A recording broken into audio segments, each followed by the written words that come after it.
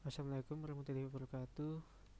Jadi pada video kali ini saya akan memberikan tutorial tentang scope and target scope menggunakan GNS3. Jadi saat kita menggunakan fitur check gateway, maka kita dapat langsung melihat kondisi dari gateway. Namun hal ini dapat dilakukan apabila gateway kita masih dalam jangkauan. Jadi maksudnya dalam jangkauan ini yang ini ya, yang gateway yang ini dengan ini, gateway yang E1 dengan E1, E0 dengan E0 yang ini, jadi yang dimaksud masih dalam satu jangkauan. Namun ada kasus di mana gateway yang kita lihat berada di luar jangkauan router kita atau next hop. Jadi contoh MikroTik 1 ini ingin menggunakan gateway yang sini, ataupun MikroTik 4 yang ini ingin menggunakan gateway yang ini. Jadi ini yang dimaksud dengan gateway yang berada di luar jangkauan router kita atau next hop. Maka untuk mengatasi masalah ini kita dapat menggunakan fitur scope and target scope. Scope merupakan metode dari pengecekan gateway, sedangkan target scope ialah nilai maksimum dari semua rute yang terjangkau. Oke, jadi masalah yang akan kita kerjakan nanti ialah di mana MikroTik 1 ini dengan jaringan 10.10.0 ini akan melakukan routing ke 30.30.0 namun dengan menggunakan gateway yang berada di jaringan 20.20.0. Lalu langsung kita masuk ke konfigurasinya. Oke, di sini saya sudah membuat topologinya. Ada 4 router. Untuk yang pertama dengan network 10.10.0, yang kedua network 20.20.0, dan yang ketiga ialah network 30.30.0. Oke, untuk pertama-tama kita konfigurasikan IP address di masing-masing router sesuai topologi. Di sini kita masuk dulu MikroTik 1. Jadi saya sudah membukanya. Oke, untuk perintah mengkonfigurasi IP address seperti biasa, perintahnya IP address address 10.10.10.1/24 interface header 1. Kenapa header 1? Karena E0 ini yang dimaksud E0 ini ialah header 1, E1 ini ialah header 2, E0 ini ialah header 1. Ininya di GNS3 itu E0 itu dimulai dengan nama header 1. Oke, di sini kita enter saja langsung. Lalu kita cek perintahnya dengan perintah IP address print. Oke, selesai. Kita pindah ke MikroTik 2. Sudah saya klik kanan lalu konsol. Di sini sudah membukanya. Di sini kita lakukan perintah sama saja. Perintahnya IP address address 10.10.10.2/24 interface header 1. Oke. Lalu kita coba tes ping dulu, pastikan berhasil ya. Ping 10.10.10.1. Oke, sudah berhasil. Lanjut kita konfigurasikan IP yang kedua, IP address address 20.20.1/24 interface header 2. Kita cek keduanya dengan perintah IP address print. Jadi ketika kalian masuk ke MikroTik 2 setelah melakukan konfigurasi IP address yang 10.10.2 ini, pastikan kalian melakukan uji ping dahulu ya. Jangan sampai hasilnya timeout. Jika hasilnya timeout itu maka kadang ada kesalahan dengan interface di router MikroTik kalian. Solusinya bisa dilakukan reset maupun bisa lihat di video saya yang sebelumnya untuk mengatasi interface MikroTik interface di GNS yang error. Oke, selanjutnya kita masuk ke MikroTik 3.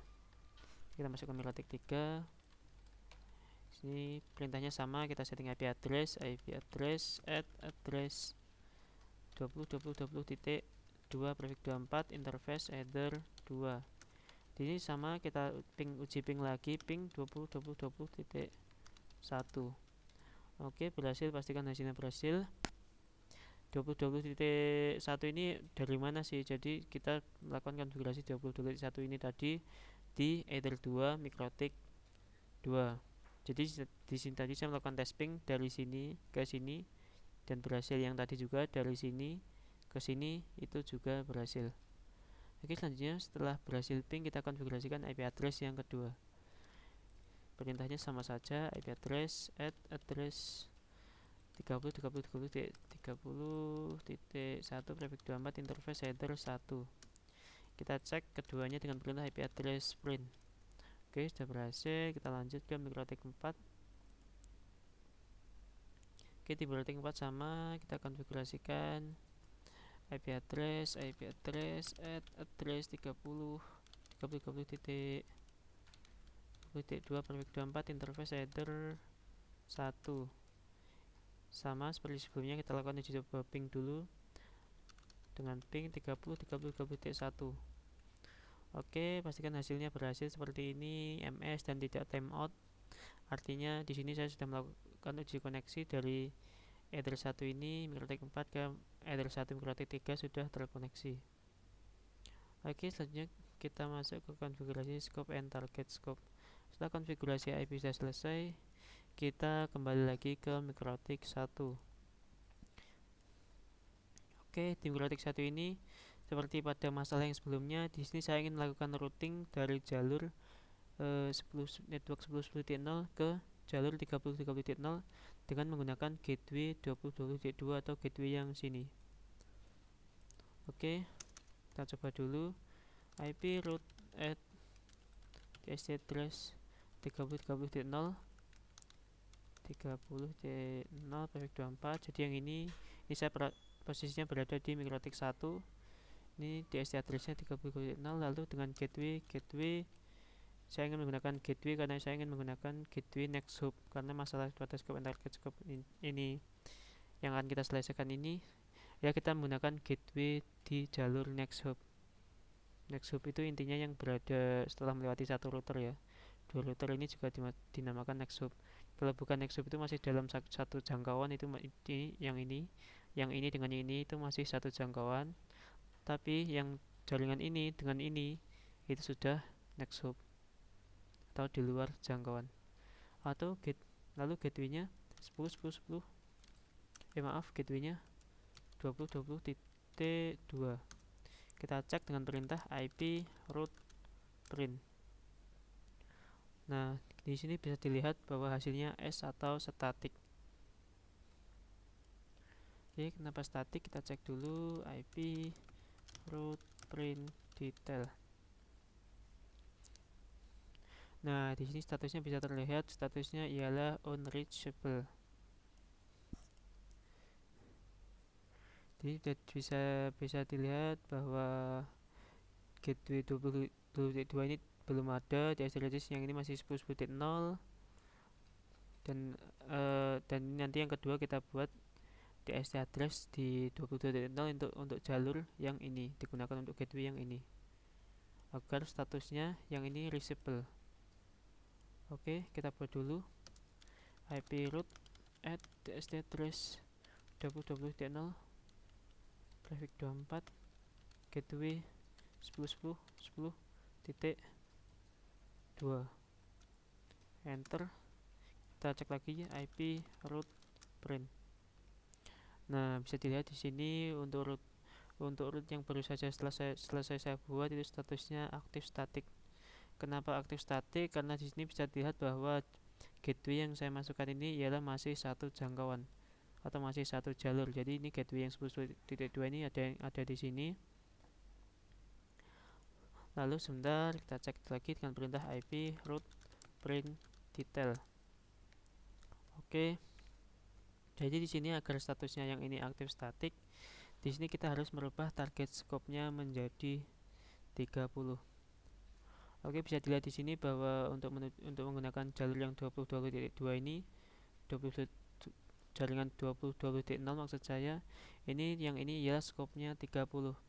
Jadi di sini membacanya target scope-nya 10, kita harus menggantinya dengan target scope 30. Jadi route yang ini yang menuju jaringan 30.0 ini menggunakan jalur yang ini, route yang ini. Namun dengan cara merubah target scope. Oke, kita rubah dengan perintah IP route set number ini, jadi number yang ini ya. Yang ini angka 0, 1 dan 2, kita pilih yang static. Number 2, ini pilih nomor 2 yang ini ya. Yang ini nomor 2. Oke, kita atur target scope ialah 30. Lalu kita enter. Oke, setelah itu kita cek lagi dengan perintah ip root print.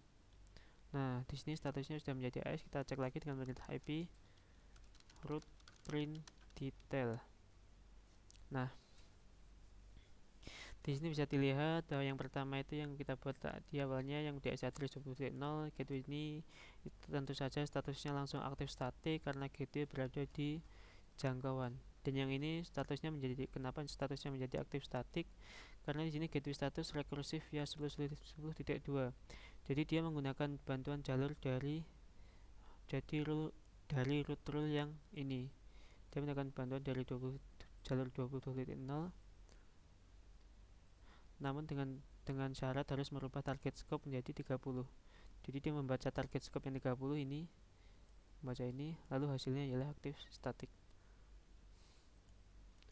Oke, sekian tutorial dari saya. Jadi hasil akhirnya ialah yang awalnya tadi statik, yang ini yang di address 30 ini awalnya statik, sekarang menjadi aktif statik atau sudah terhubung dengan metode scope and target scope.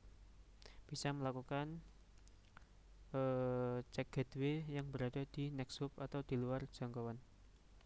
Oke, sekian tutorial dari saya. Wassalamualaikum warahmatullahi wabarakatuh.